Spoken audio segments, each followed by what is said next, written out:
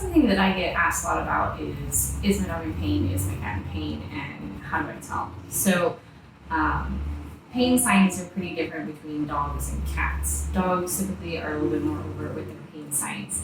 They'll usually limp, they'll cry, they want you to touch something. But sometimes it can be a little bit more subtle, especially if the pain kind of creeps up on them in older age and things like that. Or if they're just a really stoic animal. A lot of times they'll sleep more. They'll not do things they used to do. If they used to be a big ball chaser, they might not chase the ball anymore. If they do, they chase it quite a bit slower. They don't jump on and off the couches anymore or the furniture. They'll avoid going up and down the steps if you have multiple ways into your house. If there's one way with steps and there's another way that's maybe through the basement, they'll go and they'll start asking to come in by the basement door as opposed to coming up, through the steps with you like they used to, things like that. They'll also maybe change their sleeping behaviors, seek out different things to sleep on than they used to, those types of things. Other dogs will be going on a walk with their owners and they'll go a certain amount before they used to go longer, but now they'll just stop or they'll turn around and they'll look at home like, hey, let's go back here. So those are a little bit more of your subtle signs.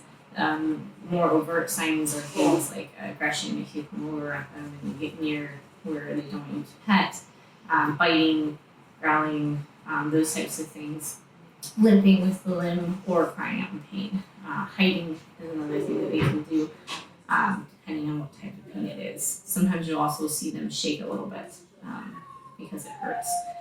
Cats, on the other hand, they display pain signs quite a bit differently. They're much more secretive about it.